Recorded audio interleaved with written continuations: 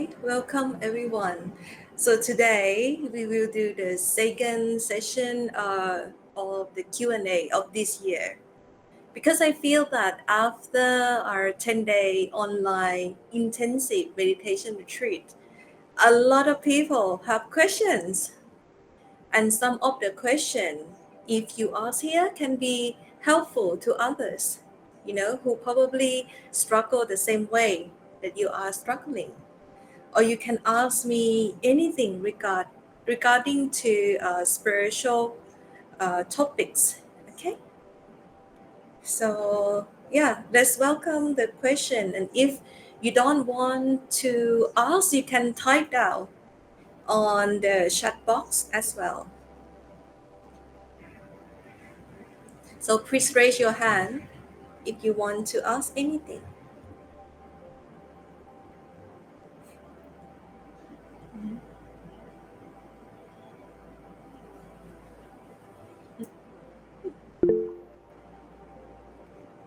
Hi, Helen.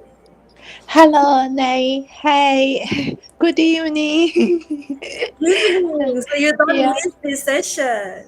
yes. Thanks for your help. Yeah, fortunately, I got chance to join this one. Yeah, and I'm very happy.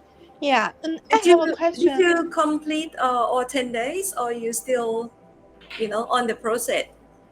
Still on the way. Okay. Because some, for example, if I did it, for example, half or just before I finish it, I falling asleep, then I will do that again next day. So now, and some I feel is very interesting and very useful, then I'll do it again. So now I'm doing on day 5. Okay.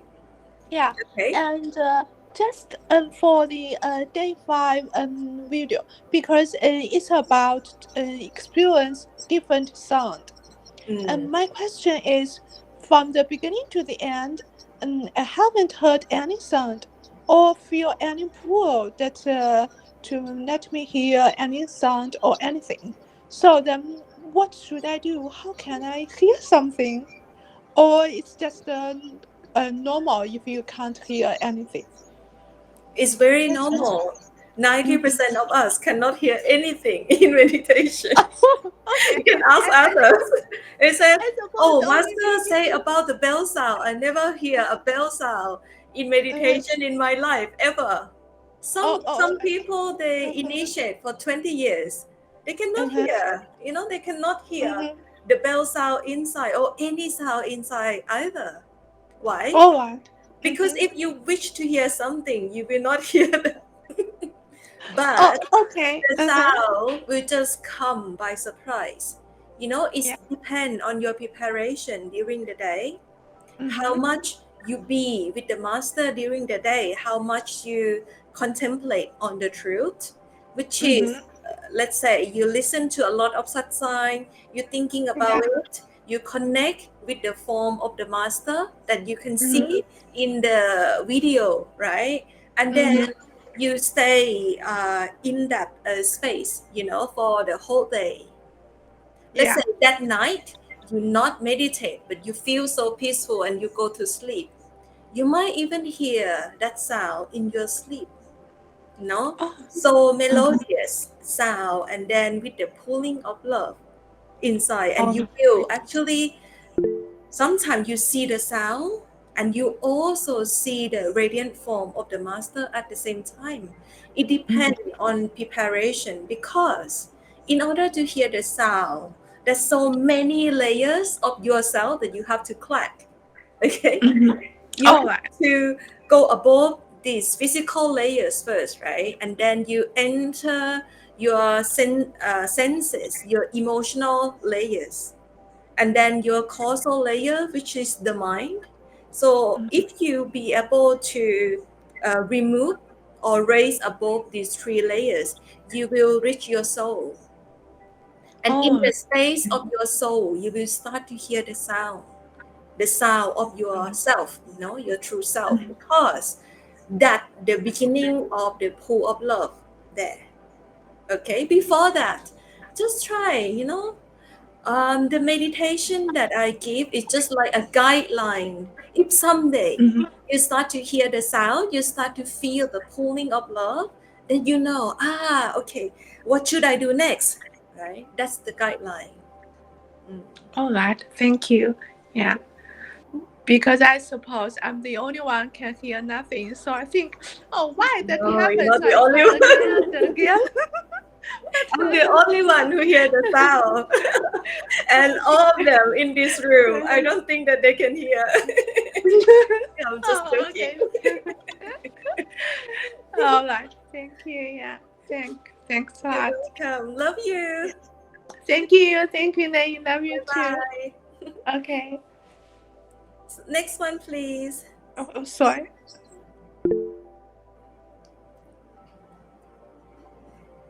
Is there any question in the chat, Heather? Yes, Athena says sometimes there is a mechanical sound. Is that okay? Or are we listening for organic sounds only? Sometimes when I wake up, I hear some mechanical humming as if descending. Yeah, that's also good. Any sound that you can recognize that have some kind of inner vibration or inner pull, that is good. If you're lucky enough to hear during the time that you wake up, right? So on that day, try to catch the flow of this sound. Because if you be able to be in tune with this humming sound that you hear, right? Then this sound will lead you to the next sound, which is can be very similar to ringing bell sound. It can be small bell, very subtle, or it can be like very loud, like bell, like a big bell sound to pull you, you know. So just try to be in tune. So whatever it comes, but if it doesn't come, it's fine. It's a good experience too. That you can know that during the night you've been with the soul, and your soul let you know give you some sign. That's why you can hear the inner sound. And this inner sound come sometimes. For example, you just washing dishes, or you just washing your hair in the bathroom. You can actually hear the sound, because when your mind is empty, that's when the sound comes. Mm. Our preparation to get to that point is to just calm our mind down, calm our senses down, and doesn't have any aches and pain in the body. So we empty our vehicle or our cup, to get ready for the pool of love, which contain this inner sound. But sometimes if love come without any sound, it's better, you know because love is the quality that we should seek for in every experience, not only the sound. Okay, next question. Yeah, so Love Jolt says regarding the sound and light, one of your meditation sessions, you recommended covering your ears and your eyes. If I do that, I just hear the vibration of my hands. Will earplugs help? Also, is the sound something that can be heard by anyone, small child, elderly, sick, etc.? Okay. At first, my recommendation is to use your physical hand. Okay. At the point that it doesn't make any difference, like you cover with a physical hand or the earplug, then you can start to use earplug. When you advance enough that you can hear the sound without covering your ears, and you want to check, oh, this is the real sound inside or outside, right? Like you hear it all the time, then you don't need to use your physical hand. But my suggestion is that it's really good already that you can hear the dropping of your hands. Because when you withdraw your attention inside, you will actually hear the dropping inside your brain. Your brain will make some kind of sound inside, okay? Like a buzzing of bee, okay, inside. So that is the first physical sound that we can hear when we start to withdraw our attention to our physical self first. So we can hear two sounds, like the sister say, that she can hear the dropping of her hands, and then also the next sound will be the movement, of the energy or the flow inside her brain. So you can hear that. Good. It means you try.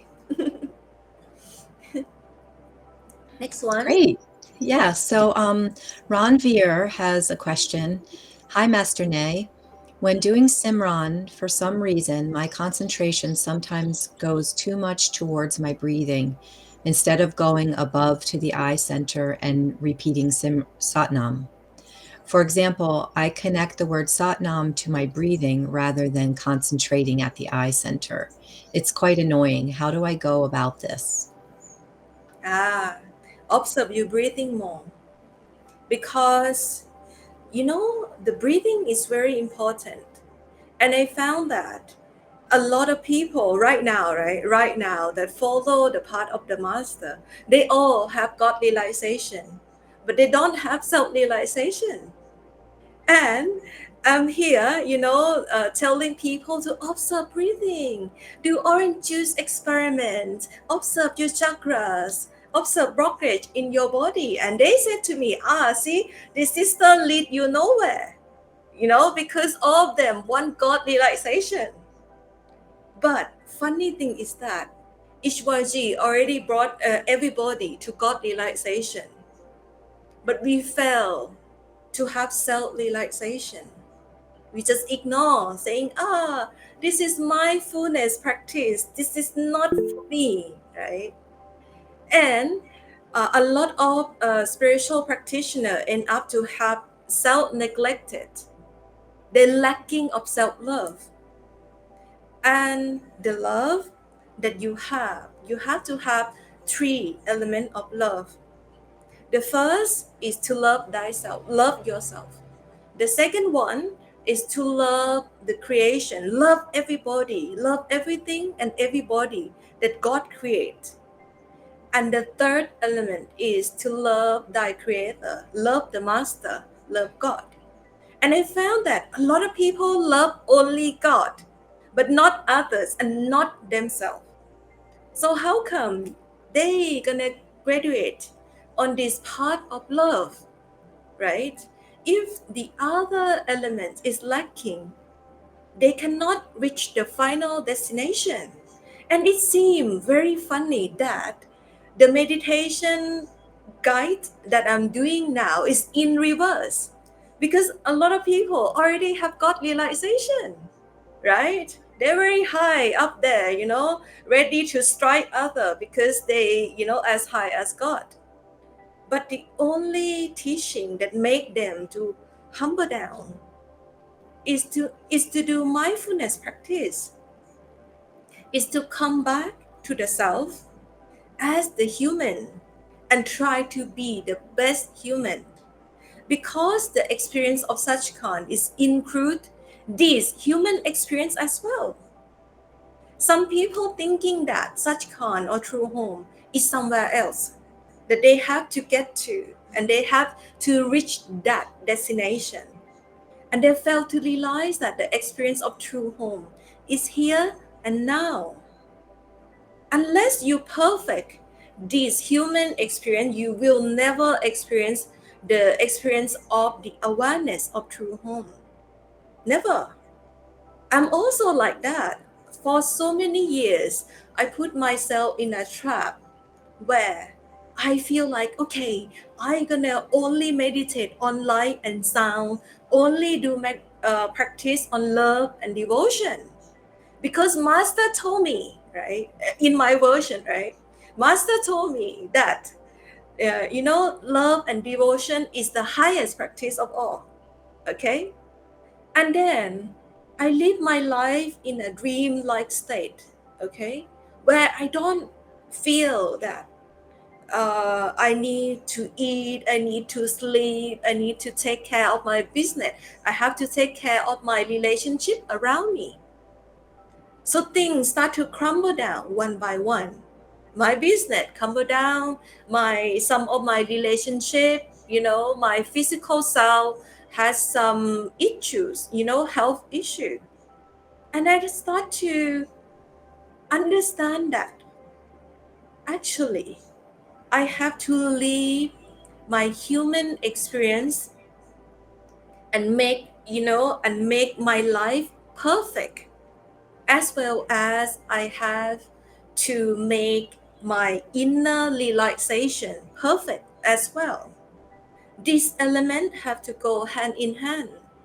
That's why in the last IMR, I emphasize to everybody to observe their breathing, to do the orange juice experiment. Why? This is also a Buddha teaching. Some of us believe that Ishwaji is reincarnation of the Buddha, Gautama Buddha. That's why I go back and take a look, what Buddha actually teach. So he teach the preparation, to do and very practical techniques that we can observe our breathing. Because by observe our breathing in one point, like you place your awareness or attention to any point of your body first, and the point that I suggest is here at the end of the nostril. Why? Because our attention always scatter outside. At least you bring all the attention to the framework of your body first. Feel what it feels, then you know what is good for you, what is not good for you. You learn to listen to the need of your physical body first. And the next step is to take care of your emotional self. And emotionally, we have a lot of blockage inside ourselves.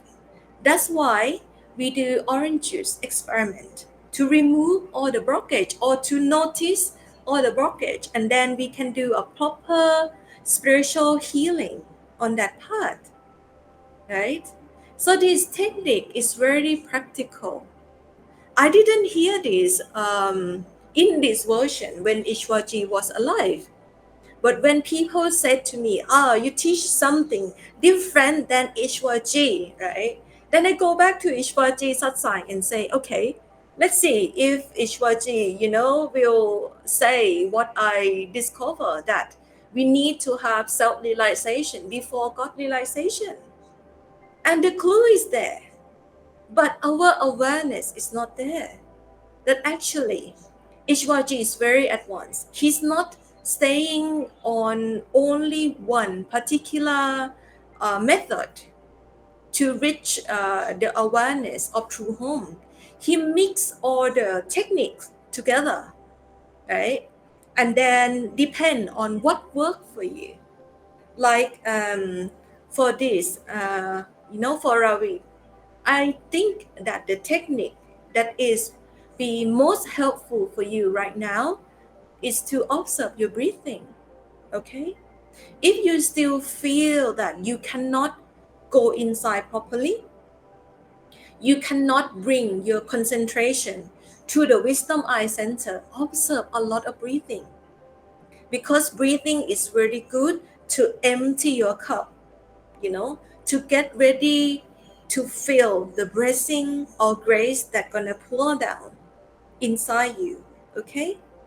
So observe your breathing at the point that you already self-aware fully, okay? You will be self-aware so much so that when you eat, you start to eat, you feel that what you eat enter your system and how it go through your system. Only by observe your breathing. For example, I give example to my friend. I said, okay, let's say we eat something that is not good for us, right? That we're gonna end up had food poison, right? When the food reach our tongue, if you observe the breathing enough, if the food reach your tongue, you will already feel the sensation in your tongue that your body say, this is not good for you, Okay, but if you're still, very emotional or not aware within yourself at all, you continue to eat until it reach your stomach and you have upset stomach, right? And then after that you have diarrhea and so on. Okay, so the breathing technique is very, very helpful in every circumstance to prevent any sickness, any spiritual blockage that you're gonna develop to obstruct the connection of your soul. Okay, so it looked like the teaching now is in reverse. We now have to come and observe the breathing. Why? Because I feel after the pandemic time, a lot of people need help. The entire humanity becomes so emotional, so intellectual, that we lose self-awareness. We put awareness everywhere, but not to ourselves. This is the problem of today. Okay. Next one, please. Okay, so Sister Suzanne, she's asking, Dear Nay, can you talk about the additional chakras, 12, I think, besides the 7 in the body? What's their purpose, and do we need to know to help us on the path? Thank you, Suzanne. If you want to become a perfect yogini, right? Yes, you have to know all the 18 chakras. It's fun to know. It's fun to know because if you start to be, to want to meditate, to offer the service to the master. So it's very good to know for those, okay, at first already graduate, okay, have the awareness of every level at the same time. And after that, I want to offer my meditation to, to be in service for the master and to help all the brother and sisters. Then master will let how different chakra works. Why? Because you're already at the top, right? After that, you have to descend down to learn with these 18 chakras, like one by one. It can happen in one session of meditation. It can happen in dreams. It can happen during the retreat. Okay? But it's kind of difficult to say in one session today. So probably when we have chance to see one another, we can talk more about this, right? But it's just like, like station, like you take the bus, right? You only want to get out to at the destination, right? You don't want to stop at all the 18 stop, right? Or 20 stop, right? So go to the destination first. And when you feel like, hang on, I'm already reached the destination, I still have 20 years more of my human life to do seva or service for master. That's when you come back and you stop at each station to understand how you can help master at best. Okay? That's the after graduation lesson. Okay. Okay, there's another question from Athena. Sister Nay, isn't it common to lose friends along the way as our frequency changes? As long as we carry no discordant feelings with these changes that appear as loss, can you help us with how to maintain peace during turbulent change? No, those friends actually lose you. You not lose the friend. You gain more friends, okay? More spiritual friends. I'm also sometimes, like think to myself, why after Ishwaji appear in my life, right, and ask me to do this seva, why everything around me crumble down? Relationship, businesses, financial struggle, everything. And then when I look back from today, right, I know that master just want to get rid of unhealthy connection from me, you know, for me, so I can focus fully on this mission and live fully the spiritual way of life. Because some of the connection, maybe on the surface you think like, oh, this one is good for you, but karmically maybe not good. Maybe they are enemy from the past. Sometimes master cut that connection and give extra blessing to them, so they move on from you. And spiritual people, we don't have many friends, and the best friend is not even in physical. The best friend is our inner master. Okay, because inner master never leave us, never betray us. Okay, you don't even need to ask.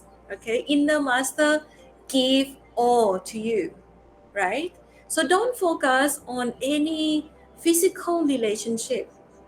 Develop the very strong inner spiritual relationship with your inner master. Okay, then you will not feel disappointed. You will feel content, peaceful, and happiness all the time in every circumstances. Even you lose everybody on this planet, right? It doesn't matter to you if you have master inside. But you have me now, so okay, next one please. There's no more in the chat for now, but Lucia has her hand raised. Okay. Hi, Lucia. Hello, good evening, good morning. Hi. Hi. Somebody told me that our pets take on our karma, and I was wondering, what is your take on that? Yeah. Okay, so I would say that our family members, including pets or even plants, share the karma. Because, how would you say in human term that you can understand, right? Everybody, every one of us, we operate in our own universe. Okay, within this universe there's a complex of relationship, and you are the central of this universe called, let's say, Lucia, right? So within this universe have its own movement.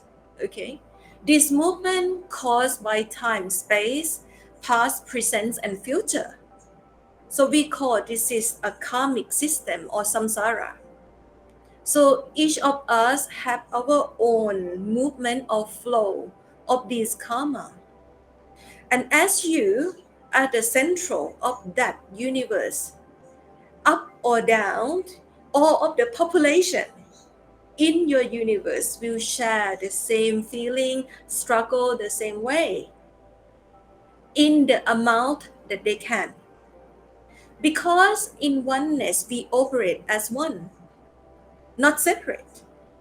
Whatever we feel, others feel the same way, especially the one have very close connection to you. So it's not that your pets taking on your karma. They share because they love you. Through that love connection, we share the burden, right? Because there's no coincidences, a lot of our pets are family members from the past. And if they come into the life where you are now spiritual, you are now initiate of a perfect living master, they also have chance for liberation. So whenever they share the karma with you, they also do selfless service, selfless savor for the master as well, which gonna mark them to become a human and a satsangi or initiate in the next lifetime, and they shall meet with their own perfect living master in the future time as well. So in a way it's good, but try to take care of yourself. Because when you feel negative, when you feel down, it will affect everybody within that connection, because they're helpless. They just love you. Okay, in love we are helpless, and your pets as well. So they will share your negativity. If you feel negative, and if you contemplate upon negativeness, they also will feel effects. And sometimes all the pets, they're more sensitive, so they can get sick even before you get sick. Okay, because they have a tinier body, they can receive less blessing and grace from the master. So at the time that you feel negative, but you still have the protection of the master, your pet have very less protection. So okay, so every time that you feel angry, upset, consider others that love you as well. They will suffer the same way, more or less. Yeah, that's really beautiful. That's such a profound answer, Nate. It's like, wow, my mind is kind of right at the edge, trying to comprehend. One question that came up when you were talking, a Mm. lot of people believe that Ishvara is the incarnation of Buddha Gautama. What do you believe? I cannot hear fully. Can you repeat it again? Okay, I come a little closer. Is better? Yes, yes, please. When you were talking earlier, another question came up. You said a lot of people believe that Ishvara is Buddha Gautama. And I was wondering, what do you believe?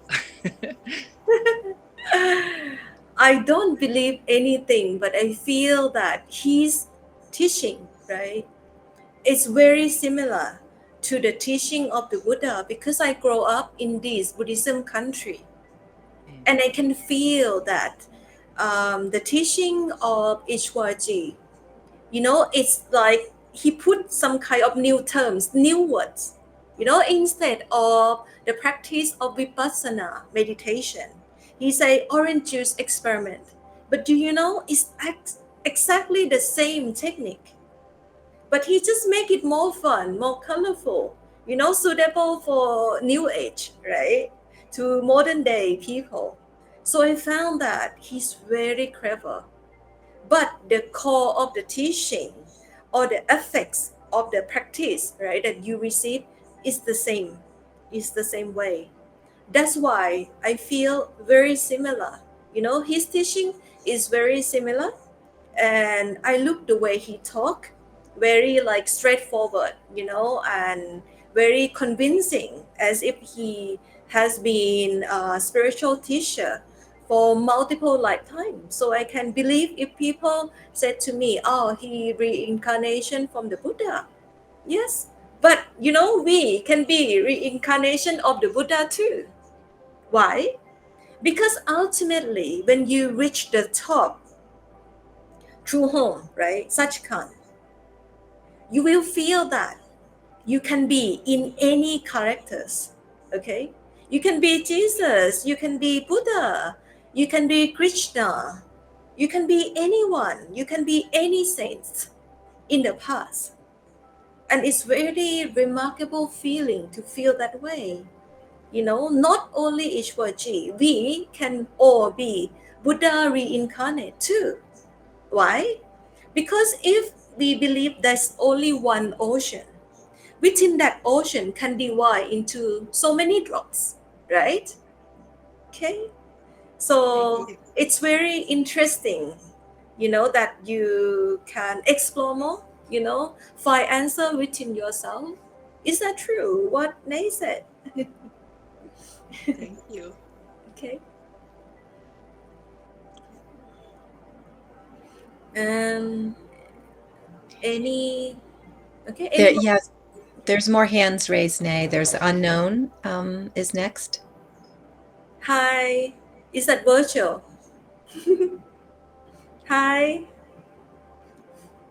Is that you, virtual? You have to open your microphone so I can hear you.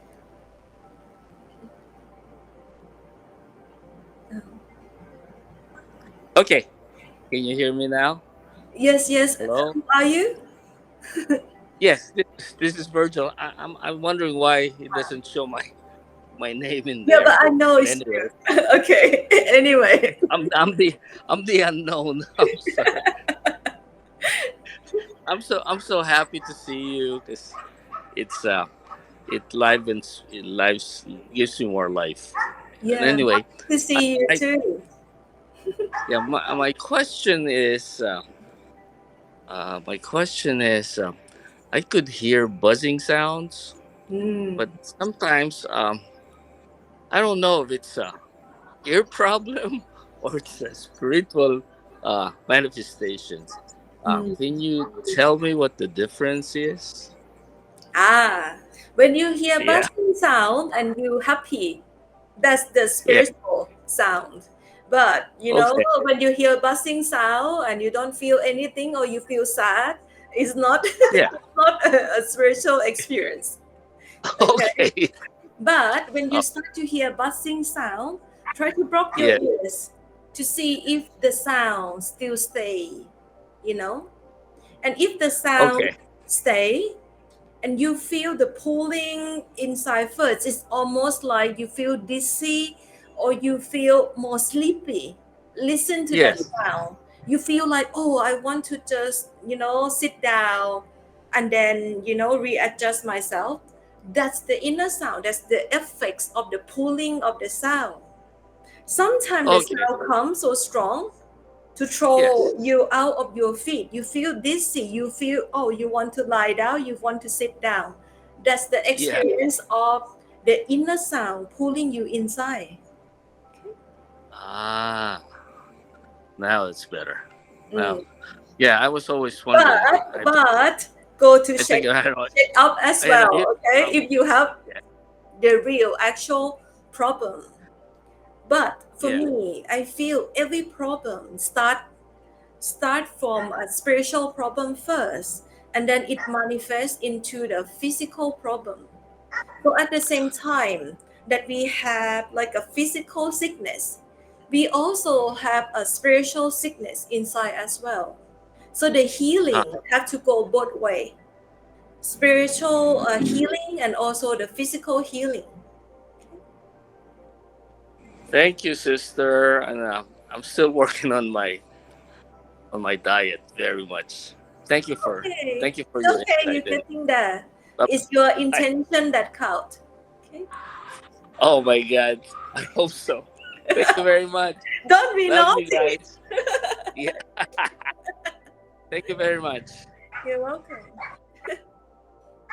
Okay, next please, Kasim. Hi, Kasim.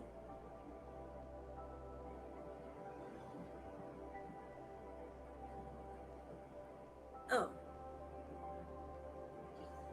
is he still there? Oh, or Stephanie first. Hi, Stephanie. Yeah, can you hear me? Oh yeah, yeah, I can hear you now, Kasim. Thank you so much, Sister Nee. I'm so happy Yeah, for this question and answer section. And your clothes look so beautiful. thank you. Yeah, a sister in Yeah, Thailand made for me. I have yeah, all the beautiful dresses to welcome you guys now in Thailand. yeah, it look like more like Nigerian fabric. Ah, okay. Your Yeah, traditional yeah, clothes, yeah, right?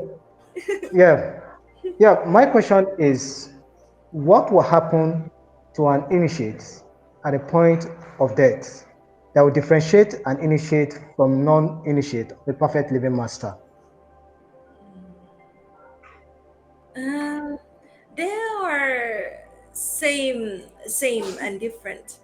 You know, the same thing with initiate and non-initiate is that if we not prepare ourselves enough to die while living, to understand the process of die while living in meditation, at the point of death, we will face the same fear of death. Every animal on this planet, they have this fear inside them as instinct. Okay, like instinct response. when some life-threatening situation happen, they have this great fear of dying, right? For non-initiate, they can face this fear, and this fear can be so painful. It's equal to, let's say, 1,000 scorpion sting, right? That you can feel if you not prepare for death to come. But for initiate who do some spiritual practice but do not master the art of die while living, they can have some fear or some worry that pop up in their mind, as large witches. And these large wishes that you have is very dangerous, because with this large wish, it creates the next lifetime what you're gonna be born. For example, for the people who worry about their family, they surely come back to the same family. Okay, take another life again and come back to the same family. And the difference between initiate and non-initiate is that at the time of death, master will come. Even you have worries, you have fear, master will stand by, wait for the fear to subside and start to pull you, right, out of your body to enter the justice court. Okay, but for non-initiate, they will face the same fear, and the Yamdut or the dead messenger will come and try to pull them out, right, as well. And they both gonna enter this justice court.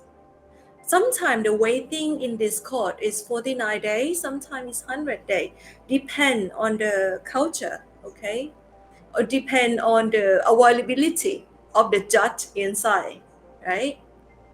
And then they will read out your record, your spiritual merit, your bad deeds, your good deeds, read everything out. But for initiate, master will stand as the lawyer, saying that, no, this soul is with me. This soul won't go through any judgment system anymore, any karmic system anymore. So let's say if your last wish is you worry about your family member, the same master will bring you to reborn as a baby in that family.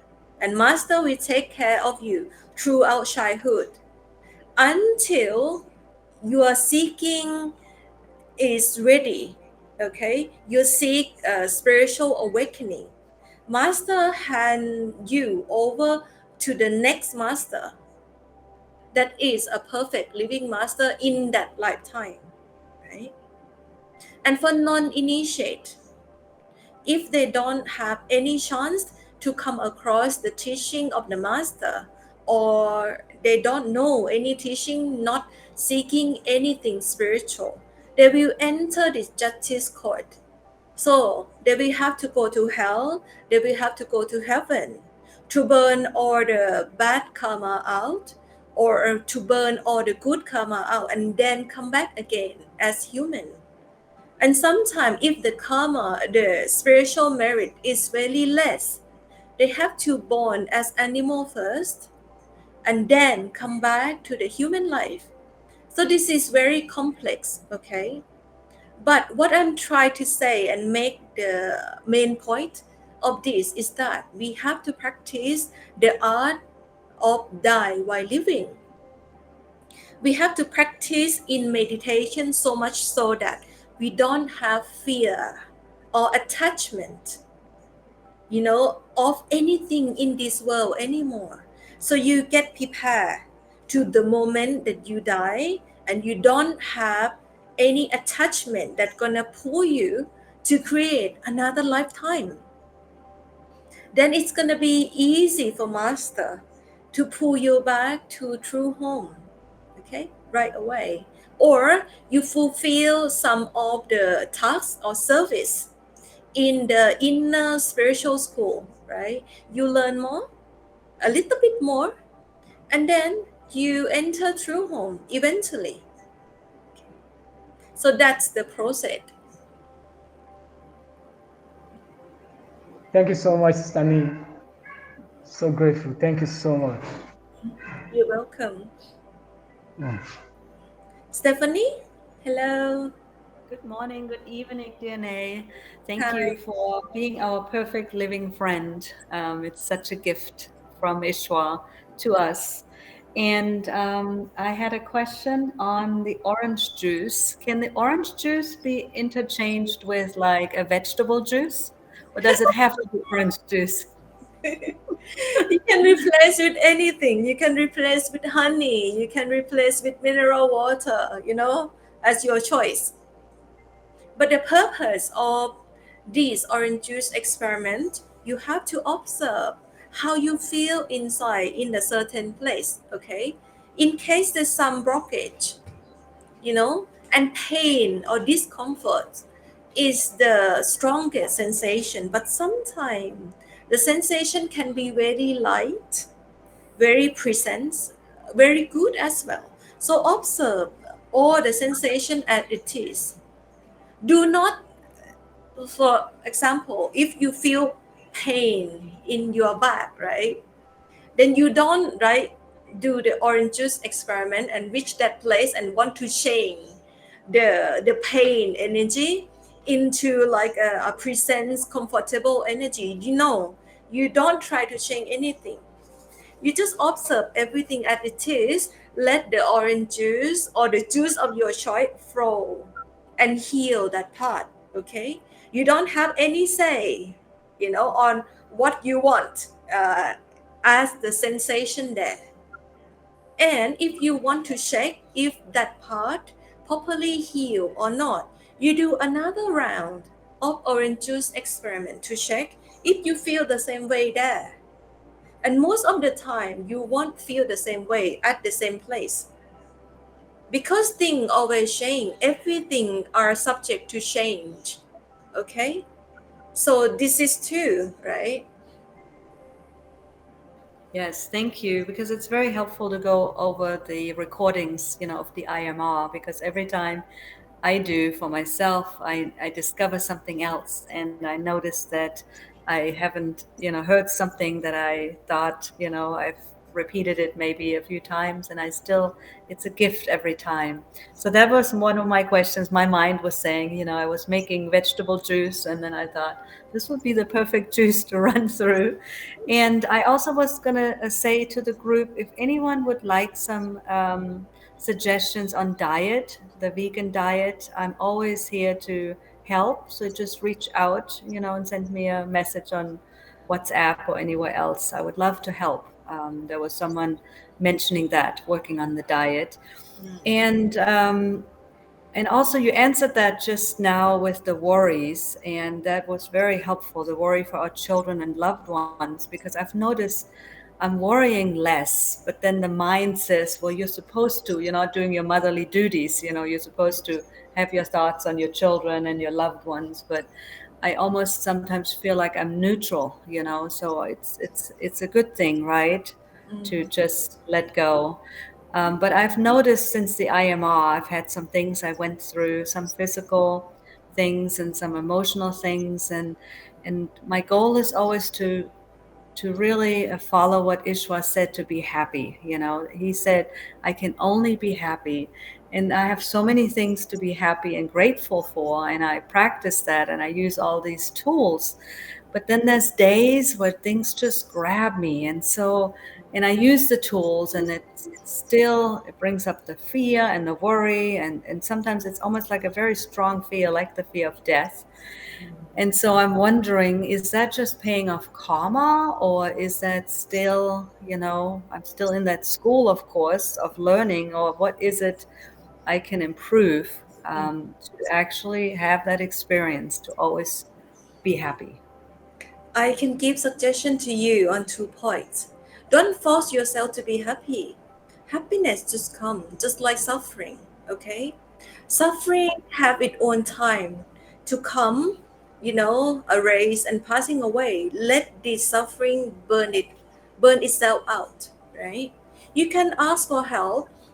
For master, you can practice gratitude at that moment.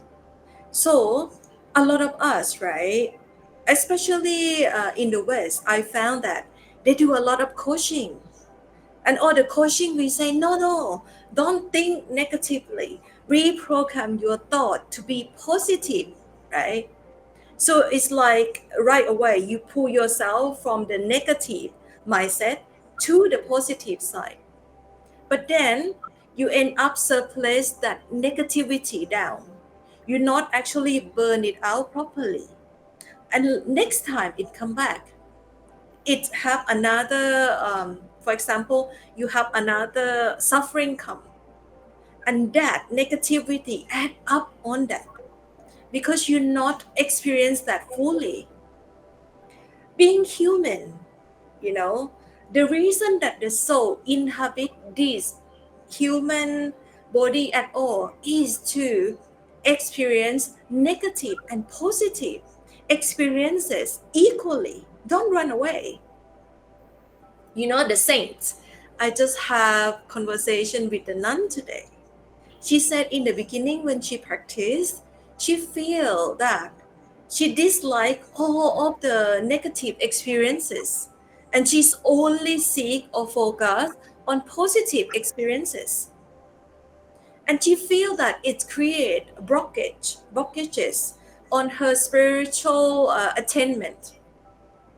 And after that, when she see the suffering eye to eye, the negativity eye to eyes, and don't try to escape or change the mindset or pull herself away from that, she face it. And then that negativity start to melt away. And she said, wow, that's the first time I understand the true happiness. Why? Because she's already raised above that. And she said suffering is good tools for enlightenment. Without suffering, we won't feel that we should seek the way out. We would not feel the need of liberation at all. So make the suffering a good tool. Observe it. See the negativity or the suffering eye to eyes. Okay, like, okay, how long you gonna be last? You know, I'm here with the master, right? I'm here with the big boss of this creation. So how long you gonna tempt me into this, right? Just face it. Just like Ishwaji said, meet it, greet it, and beat it. You understand? We don't escape from our own negativity. Don't push it away. Don't suppressing it. Don't pull yourself away too fast, right? Observe. Why? Because when you observe the suffering or negativity enough, there's always be a reward after that. The reward after the hardship is the wisdom, right? And this wisdom is something that, you know, you have to learn from your own direct experience. Other people cannot learn this for you. Even you listen to countless satsang, right? Countless spiritual discourse. And if you never truly put into practice, it's like you listen to advertisement of a product and never try out that product for yourself. Okay? So, yeah, you have to really understand that suffering or negativity have its own role as well. Okay? Okay, yes, I will practice that. Thank you so much. And yeah, and then yes, I think you bring really good points because a lot of people dislike this negativity. But I feel, right, this whole creation is like a yin and yang, right? Day and night. So happiness and suffering, or positive or negative, they go hand in hand, right? And as a perfect human, you have to face both. If you don't have any courage to face both, you cannot be a perfect human being, right? You be a lesser human. If you only focus on positive, then you not complete your own human experience as the soul want to experience. Okay, we need to complete this. Face it, okay, both, and don't get attached to any of that, because everything come and go. A lot of people want to sustain happiness. Happiness won't stay with us, because if happiness stay with us all the time, we're missing the experience of suffering. We cannot complete the both experience as human. Then you have to take another lifetime to come back to live a life of negativity. If you want to live only positive life right now, next time you come back, take the negative life. Do you want that? No, you don't want that, right? So face it and see that, it's only natural. Happiness come, welcome. Suffering come, welcome too, right?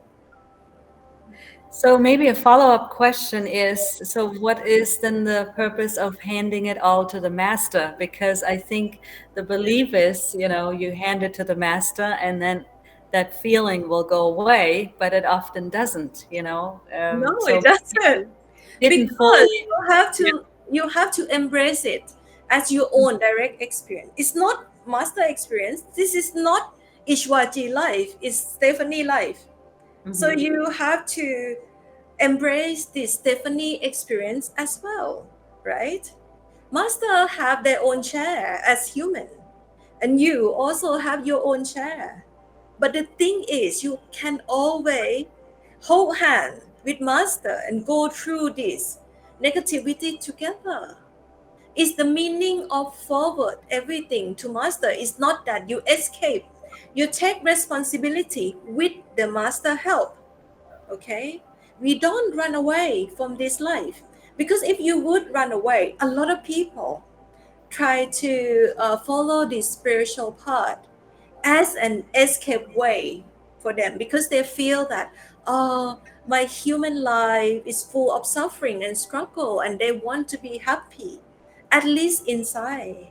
That's wrong, and with that they cannot progress properly, because we have to also live fully the human experience as well. But your worry, okay, because a lot of time the suffering is in your head, okay, as worry. Forward the worry part to master, because it's not happened yet. But the actual thing that happened in your lives, face it with courage, okay? But forward all the worries of that suffering will come, master, As the mother, I understand you have probably thousands of worries for your children. And maybe those thousand of things will never ever happen. That part, forward to the master. Perfect. Thank you so much. That was so enlightening. Thank you. You're welcome. Okay. Yes, anybody else? Heather, is that any? Yes, we have another question in the chat. Love Joe has another question. Says, "Thank you, Sister Nay.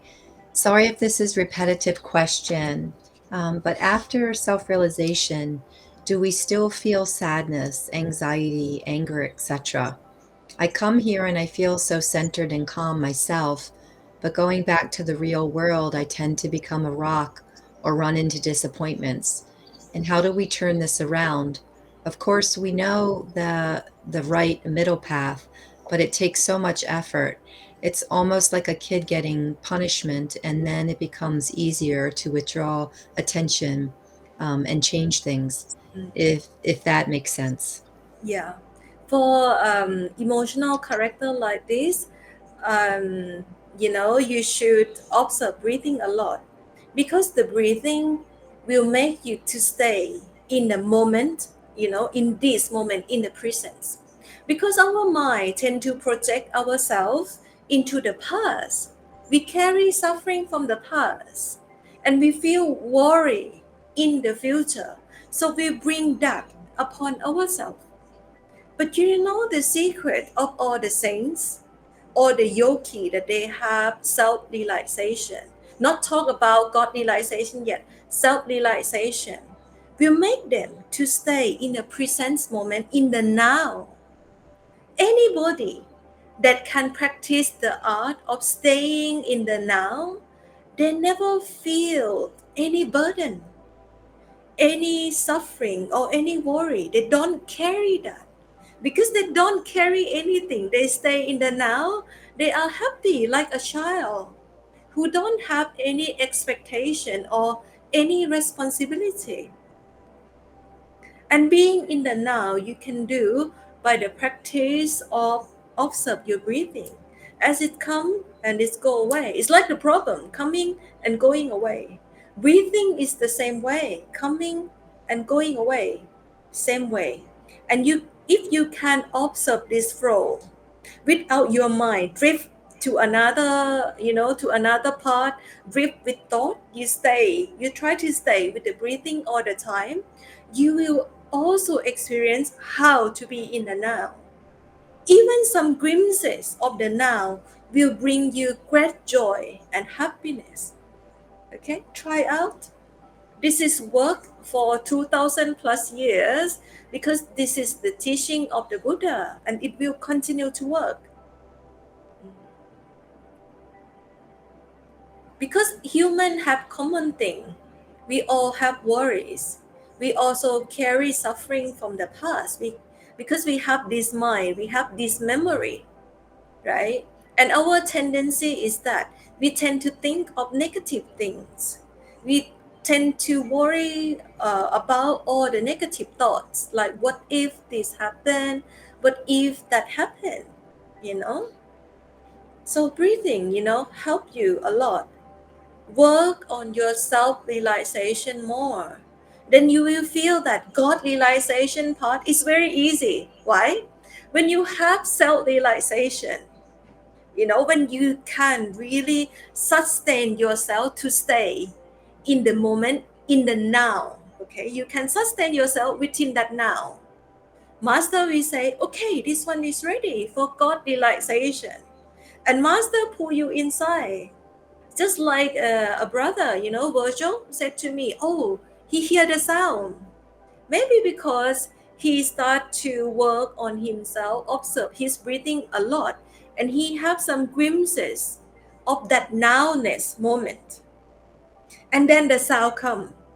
Because the soul or the power, the master power will stand by, waiting for you to be able to operate in that nowness moment. And then right away the sound pull you inside without any effort. The effort part is we have to take care of ourselves. We have to take care of this part of self-realization. Okay? The effort comes from this self-realization only. God realization is effortless. Okay? Any more comment?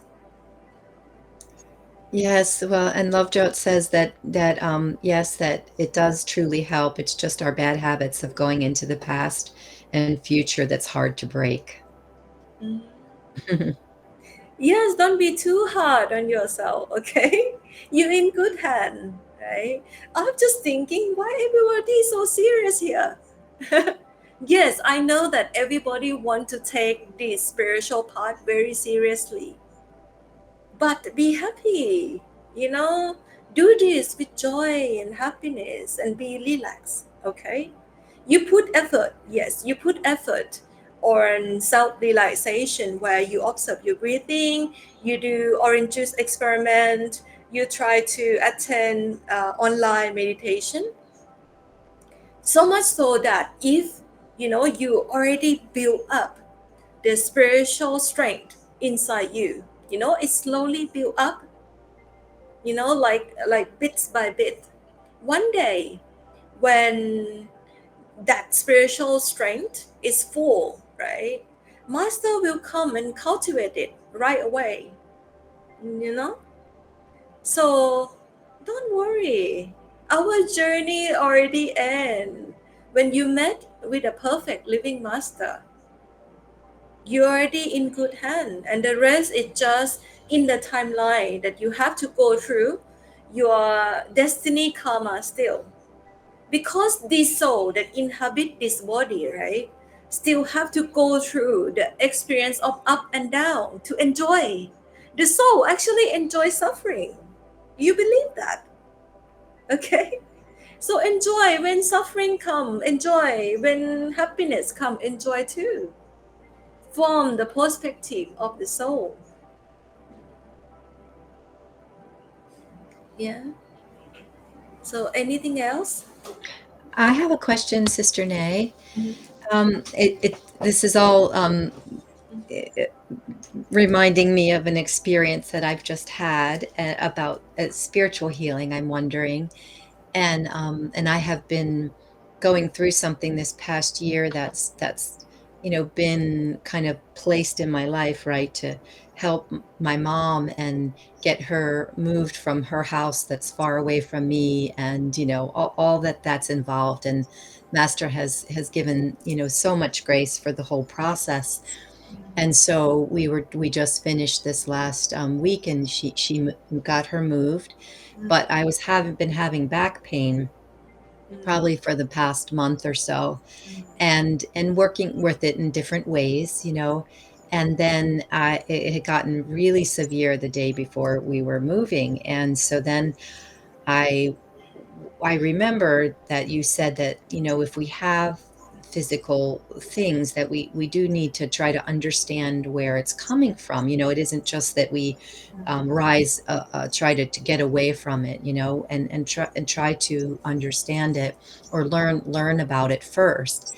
And so I was I was doing that and doing some breathing, and I just saw that it just happened in a moment, a flash, where that so much was happening involved with this move that goes way beyond anything we could understand, karma, and all this clearing was happening. And then that ended, and then my back pain was gone. It was just gone like that.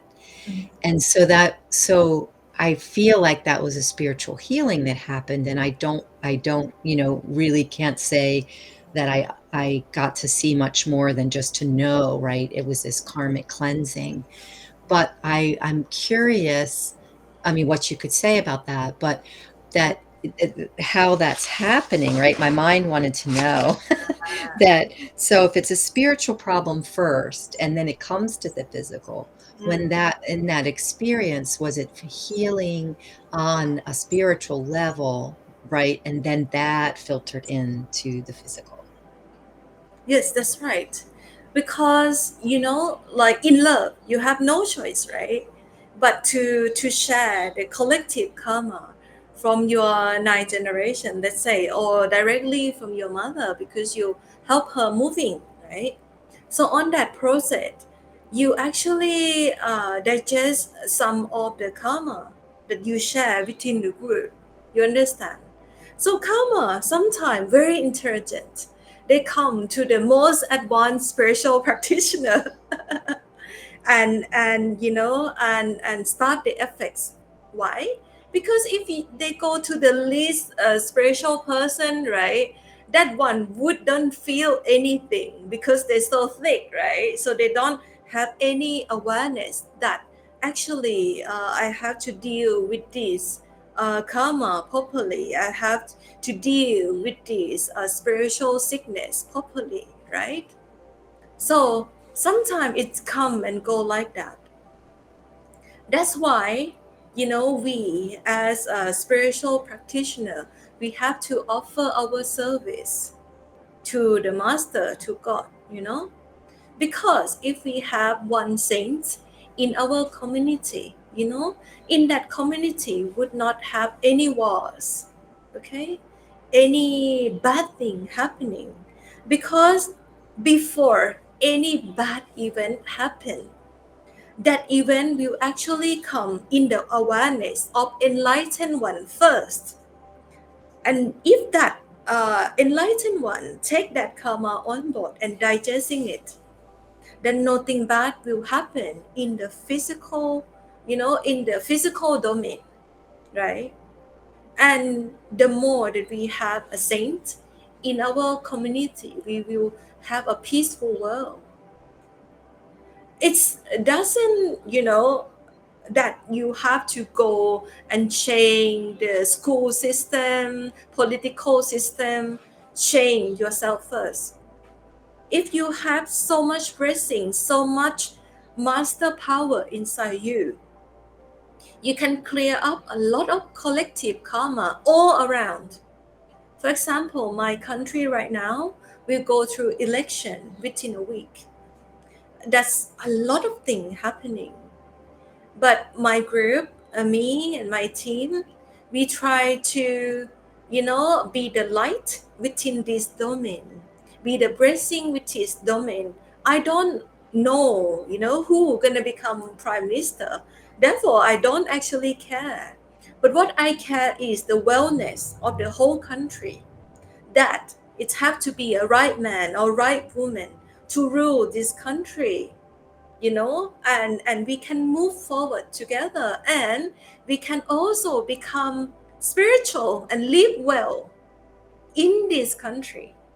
So I'm just kind of like meditate and every day ask master to send blessing to my country, because they're gonna have election soon, right? This is how the saints try to intervene or bring the blessing to the whole world and slowly change the world. Okay?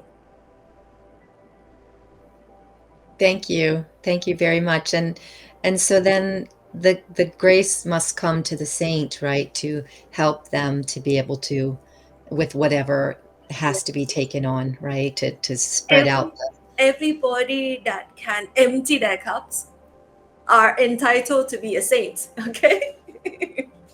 Like like a Sadguru level, like a third level spiritual practitioner, right? Because they already have self-realization and then can empty their vehicle to become the vehicle of the divine power. So those, doesn't need to be a Sadgurus or the fifth level master. Anyone starting from the one who already know themselves, have self-realization and come in touch with their soul, which is the quality of unconditional love. That one will naturally be in service. They don't go and announce in the public like, hey, I'm gonna serve everybody, come to me. No, they don't. In silence, they put themselves in service, for God, to digest this collective karma that trouble everybody, that make them unhappy and that pull their attention outside all the time, right? So the more we have enlightened one, at least the third level spiritual practitioner, then we can change the world, right? Right now, from this moment onward. So don't point your finger out saying like, oh, that's such a bad prime minister, that's such a bad school system, this is unfair. Point finger to yourself. You're not done enough. You're not changed yourself enough. You're not empty yourself enough yet. That's why these things still happen in your universe, in your domain. You have to take direct responsibility. Okay? And it's hard to have anyone thinking this way because we tend to think of our family first, right? Close connection first. I don't care about the world. I don't care how, the world suffer or not suffer. My family have to be happy. My family have to be wealthy first, right? This is selfish thought. We have to train ourselves to be unconditional, right? And selfless and loving. Okay, walk the footsteps of the saints. Okay, I will keep practicing. Thank you. Welcome. And we have a few more comments. Okay. So a fun question, how do you see AI affecting humans in the future, and any prep work for us all? for us. AI will affect everybody. You know, we already have AI within ourselves, which is the mind. This mind is actually an AI. Okay. So in the another civilization, which you call the aliens, they all know about this. But don't worry that, oh, AI gonna take over, get rid of all humans. No, we are a human AI, okay, a living AI. Try to reprogram this AI to serve God, okay, to serve Master first, and all the AI will be good, will behave, okay. We are the beginning of this AI, and that only artificial. This is the real one, okay? Sitting here within this mind, you have to take care of your mind.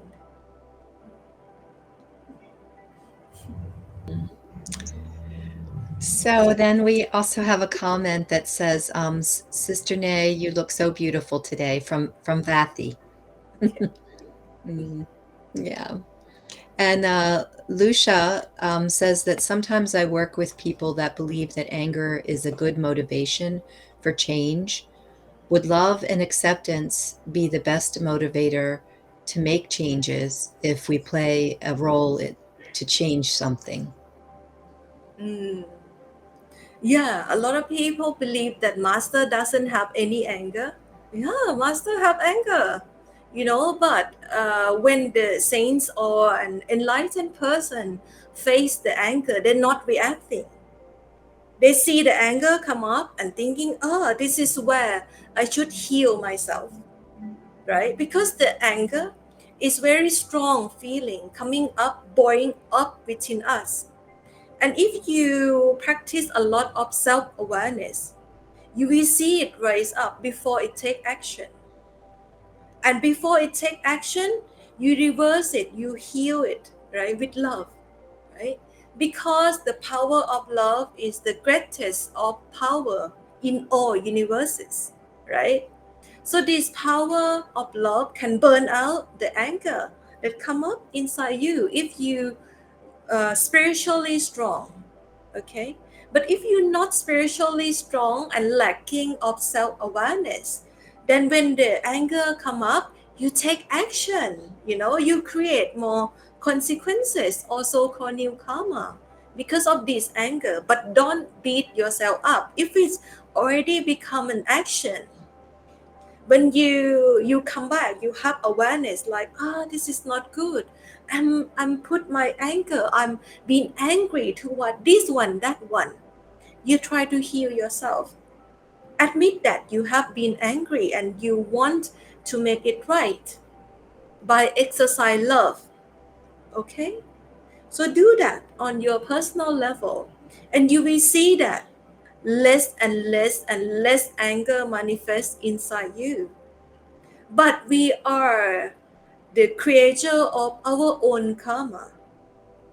Within the play, if this character have to be angry on that day, in that moment, the anger will come. Cannot avoid that. Even toward the saints, you know, they cannot avoid, you know, all the positive or negative that come up within them because of the karma, because they live this karmic body. That's why this karmic body, in one way or the other, have to respond to this. Okay? But if you practice awareness, you observe your breathing a lot, you do like million times orange juice experiment. When it come up, you already know. Okay? And you know, okay, let's heal this with orange juice. Let's heal this with love, right? Then you become professional spiritual practitioner, okay? Not part-time, professional one. Mm. Stephanie has a question.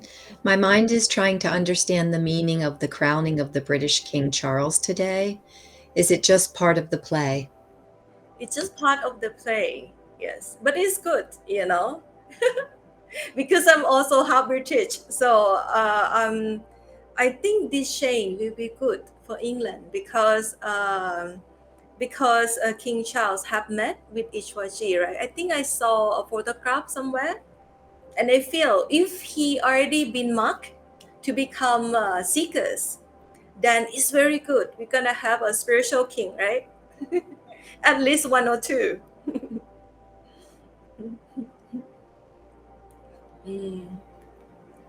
Anything else? Maybe no more question. Everybody happy and enlightened. Okay.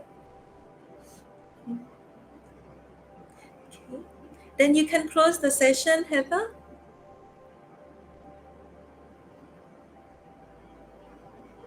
Thank you, Sister Nay, for your guidance, love, and wisdom, and for taking the time to offer us this program. Thank you, brothers and sisters, for joining us. Should you have any further questions for Sister Nay, feel free to write in directly via email, love@onetruth.love.com. Sister Nay will be offering monthly meditations, which will be announced through email a few days before the event. And to attend the meditations, registration is needed. So be sure to look for the emails, and you can register through the email, through the website. And information for upcoming events and past videos can be found at our website, onetruth.love.com.